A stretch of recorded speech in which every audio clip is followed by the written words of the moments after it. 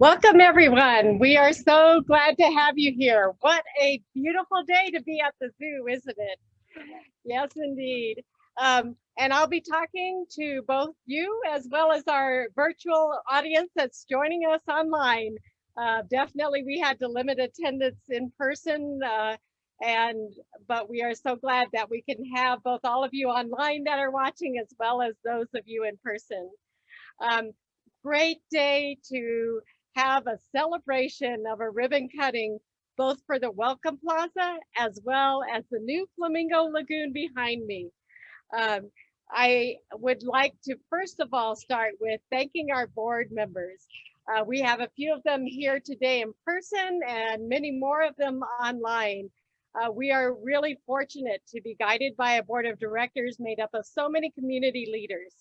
And I would like to kick off the program with the chair of the Reid Park Zoological Society Board, Dr. Shane Burgess. Dr. Burgess is the Vice President for the Division of Agriculture, Life and Veterinary Sciences and Cooperative Extension and the Charles Sander Dean of the College of Agriculture and Life Science at the University of Arizona and brings so much to our board, always driving us towards excellence. Welcome, Dr. Burgess.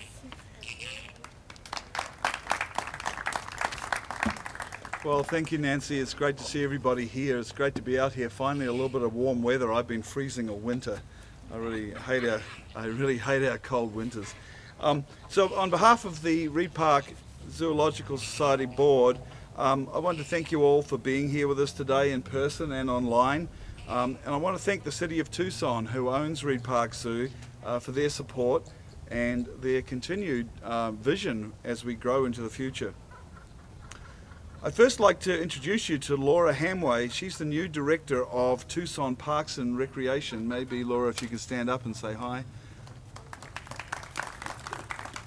So, Laura, thank you so much for being here, both in Tucson and today. Nancy and I had a great meeting with you, Laura, and we look forward to the future. So, evolution's created so many animals that look as if they could have come from our childhood imaginations. These are creatures we wouldn't believe exist if we hadn't seen them with our own eyes. And we all think flamingos are quite normal, but flamingos are really an example of this. These just really odd creatures. Flamingos are one of a very, very few vertebrates, and they're the only birds that are filter feeders. They've evolved whalebone-like filters inside their beaks, and they eat by straining crustaceans out of the water, just like whales do with their baleen filters. And unlike any other bird, they have these very large muscular tongues that they use as a pump to strain these crustaceans and other small organisms out of the water. So there's no other bird that does that. And the other thing that's really unusual about these birds, if you look closely, they eat upside down. They're one of the few animals that actually eat upside down. And you'll see their beaks, if you look really closely, their beaks are structured completely uniquely to any other bird. And both their top beak and their lower beak is mobile. And they use them in different ways depending on which way their head is up. But they have to eat upside down. Something really important and very specific and very relevant to the enclosure that's behind me today is two scientists, Paul Rose and Darren Croft in the UK, just in April, published a study of 5 years looking at flamingos in the wild. And it's really, really important to how we manage captive flamingos. It turns out that they're living in flocks of up to 200 million birds, like the flock I was privileged to see in 1992 in Lake Nakuru in Kenya, with individual birds rolling in and out from the center of this 2 million bird mass. They actually are very choosy about who they spend their time with. So they spend 100% of their time with their mate that they mate with for life, but they also have 3 or 4 close friends. And they also have some very, very specific close friends of the same sex, and they have these close cliques of a few birds, maybe 10, and these groups of birds roll in and out of this 2 million bird cluster. And all the different kinds of flamingos do this. And that's really, really important to know, because it turns out it's incredibly damaging to these birds psychologically if you split them up from their social groups, which are more than just their mate. And that's really, really important for zoos to understand, especially when they're doing conservation, because when you move animals around between zoos to breed, it turns out with flamingos, you can't just move one animal, you have to move these social groups, or you end up with very serious psychological problems. And so when I walked in today, I thought, don't we have a lot more flamingos than that? And I think everybody might have thought this. It's because there was 26 flamingos stuck in a small area. Now we have 26 flamingos in a large area, and this gives us a chance to get more flamingos, which means a better contribution to the conservation and breeding program in the United States and the world for flamingos. So with that little biology lesson about flamingos out of the way, and Sue did say, say something about flamingos in between, so I did. So that's it for me. But what I'd like to do now is introduce you to somebody who has been a phenomenal supporter of the zoo for a long time now. Somebody who is a great advisor of Sue and but particularly Nancy, and that is Councillor Kozaczyk. I'd like to ask Steve to come and say a few words, please. 100% of your time with your mate? Oh my God. Nothing personal, but the concept is. So I tried eating upside down one time in college, and let me tell you, my upper and lower jaws weren't correctly constructed. If you own a cell phone with a lithium battery, you're one of the reasons that these guys are here right now. Because lithium mining in the Andes in Chile is ruining the habitat for flamingos. And so it's one of the reasons that Saving Animals from Extinction is working with groups like the Reid Park Zoo to bring flamingos here so they can save them from extinction. It's a little known reality that a lot of the creature coverage that we just take for granted are having international impacts on wildlife all over the world. We're going to have soon a tiger habitat. Am I pointing in the right direction? And so that, again, another example of how the Reid Park family, Zoological Society, is so integrally involved with animal preservation, conservation all over the world. It's one of the things that drives me back here every time that Nancy or Shane or Sue gives an invitation, so come on out here and say a few words. Every time I come here, it's got to be about animal conservation. These wild dogs back here, are they related to hyenas, by the way? No? They sure look like it. But anyway, another example of the great work that the Zoological Society is doing internationally, and it's right here in our backyard. So it's the kind of the claim to fame in my world for what you guys are doing. This is phase one. As you may have seen in some of the media, we have more phases coming. The Asia expansion is coming, and it's been planned for years, and we're happy to finally see that to fruition. The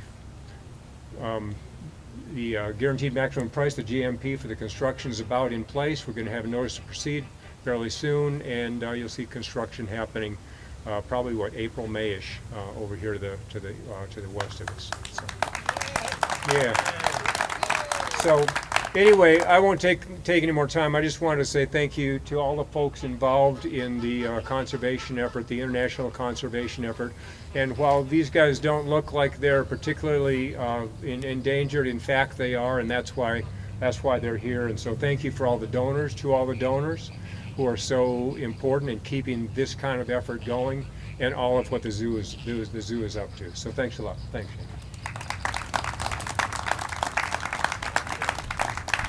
Thank you, Steve. Once again, I can't thank you enough for the support you've given the zoo and all the other things you've done in the community as well. It's a big deal for us.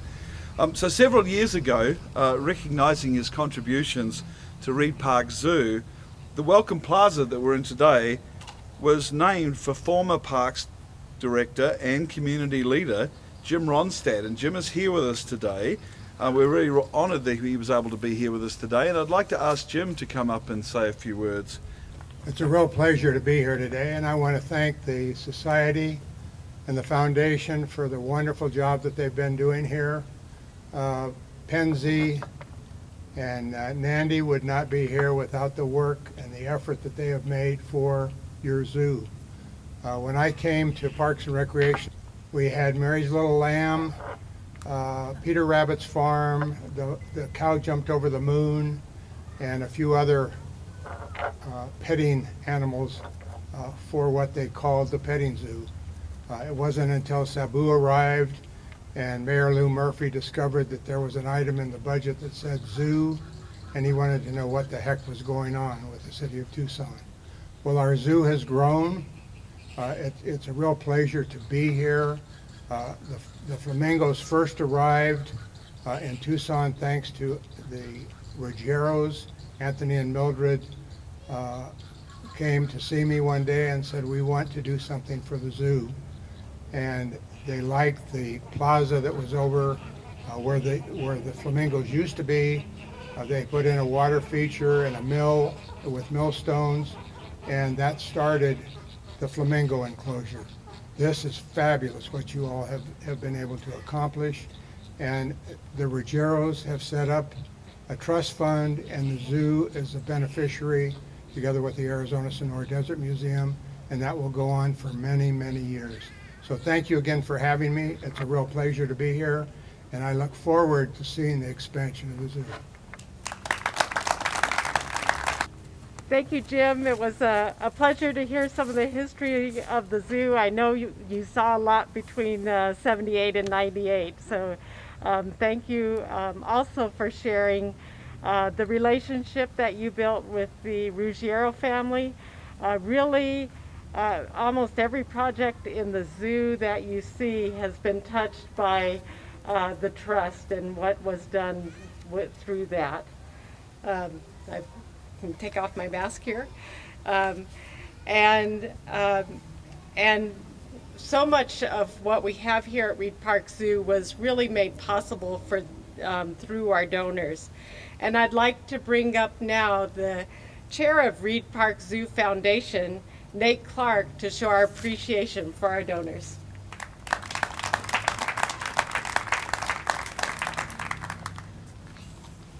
Good afternoon, everyone. Thank you for being here today. On behalf of the Reid Park Zoo Foundation, I would just like to thank every one of you for your contributions and support to Reid Park Zoo, but more importantly, to the community of Tucson. When you think of Tucson, many people think of the community, and a lot of times Reid Park Zoo comes to mind. And so it's the work that you all do for the community and for the zoo that's most appreciative.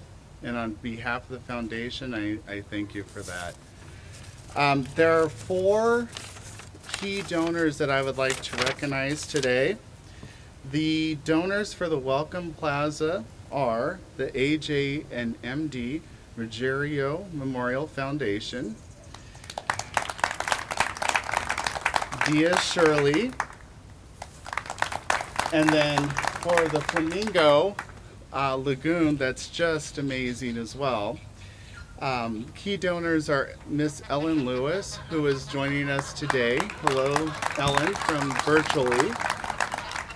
And then finally, Dr. Jeffrey Bain and Micah Bain, who are here with us today. And again, thank you for everything that you all do for our zoo and for the community. We thank you. And on that, Dr. Jeff Bain would like to say a few words. Come on up, Jeff. Thank you. Thanks, Nate. Thank you. Gosh, what a beautiful afternoon, huh? Certainly is. You know, my lovely wife Micah turned 65 this past August, and I asked her what she wanted for her birthday, and she said, well, the most special gift you could give me is to provide a gift for the flamingo habitat at the zoo. And so you're here today to share Micah's birthday present and also share that with our community. So Micah, happy birthday, dear. And why flamingos?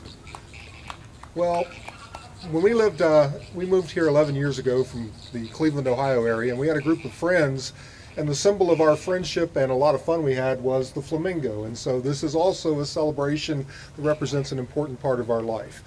But if we look back, and Mike, I really want to just express a lot of thanks. You came to Tucson in 2010. We moved here from the cold Northeast, and you got involved with the Reid Park Zoo in 2011, serving on the board in a number of capacities. 2016, you were elected board chair, and during that time from 2016 to 2018, with a tremendous amount of support from the community and the rest of the zoo community, we were able to pass tax. We were able to create a public-private partnership with the city of Tucson, and we were able to create this magnificent master plan that is now being undertaken. The foundation of that master plan was laid well back. If you look back at the elephant exhibit and you look at the phenomenal animal hospital that we have, the Reid Park Zoo family has proven several times in the past that they can simply do amazing. And so behind me today is another exhibit of amazing. These birds are apparently enjoying their new habitat quite well. They've moved very favorably.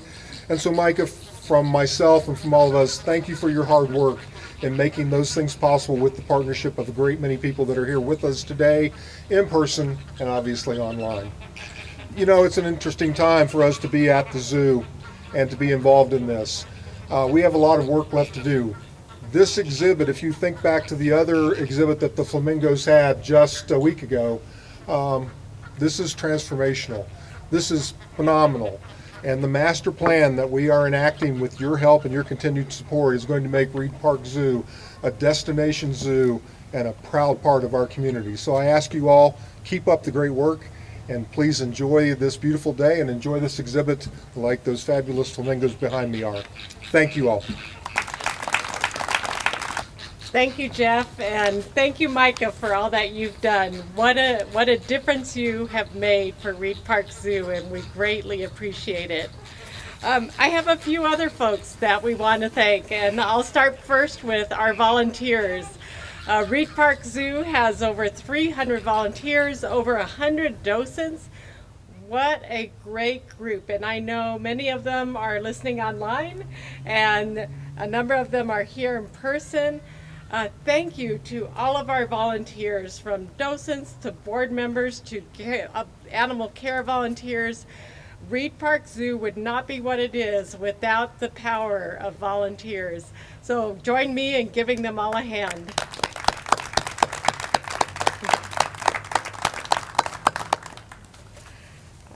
And then I would also like to thank some of the key people who helped build this wonderful habitat and the wonderful Welcome Plaza. I'd like to thank Bill and Lisa Lloyd, who are here today in the back. Thank you, Lloyd Construction, for all that you do. We also have project manager Amy Cotner here, and project supervisor Peter Robertson here today. So thank you for all you did, all of your hard work to get this project done. The zoo has a lot of special requests that we make to work around animals, and you've always been terrific at doing that. And I'd also like to recognize Coco Horner from Simrock, who is also here today. So thank you, Coco. And thank you to Roger and Taylor Lawhorn from Simrock, who are online watching today.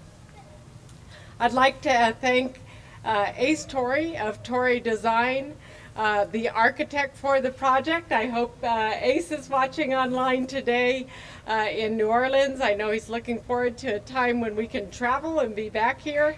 And I'd like to thank James, also with Torrey Design, and Kevin Barber with Swaim Associates, who was our local architect who oversaw construction administration. And Kevin, we were so glad to have you as a part of this project. So please join me in thanking them.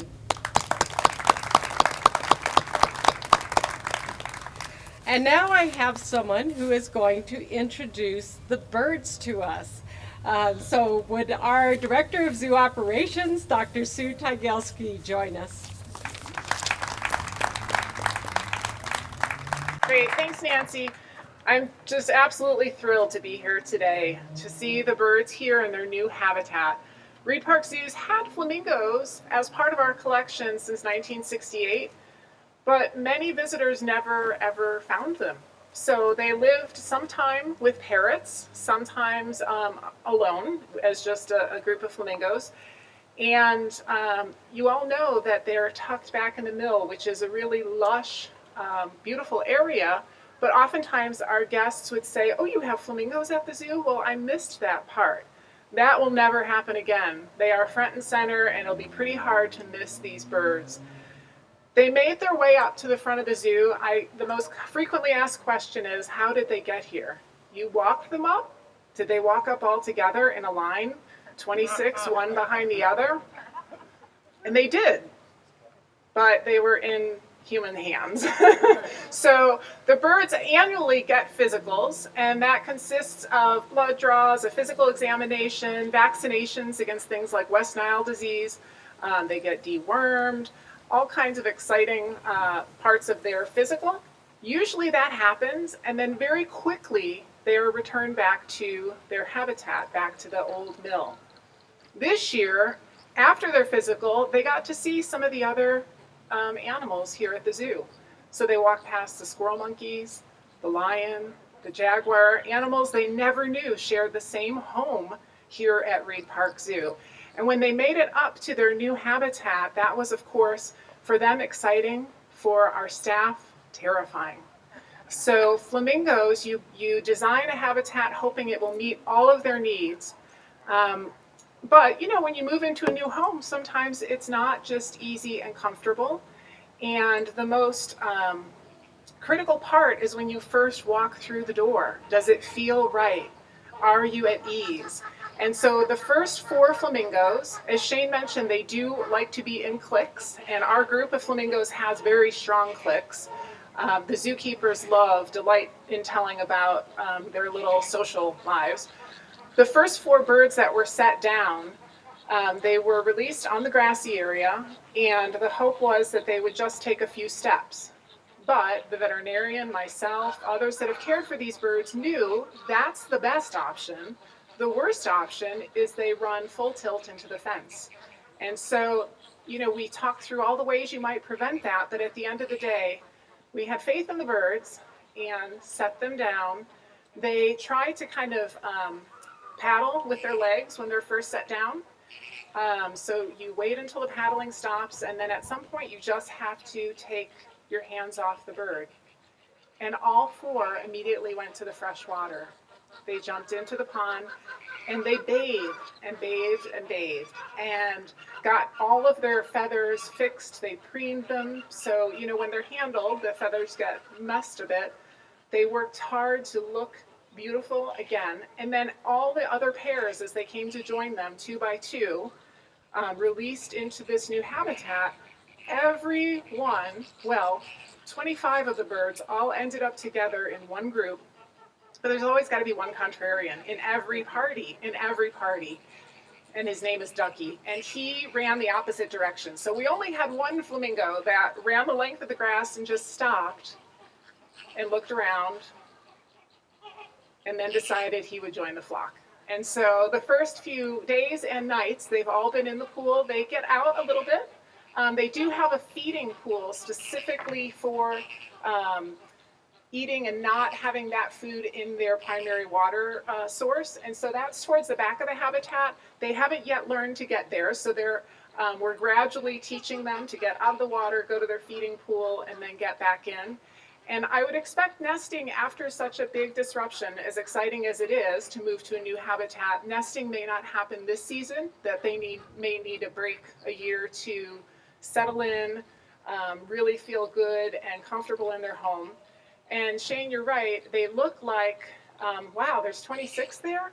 But what will be phenomenal is hopefully, as we breed more flamingos, some will stay here, but then at some point, a clique will go to another zoo. And that's what we'll do. We'll share with our partner AZA Zoos. And Steve mentioned that we're part of, actually co-leaders in a program called Saving Animals from Extinction, for Andean Highland flamingos. And so that supports 3 species of flamingos: Andeans, Chilean, which we have here, and Puna or James's flamingos.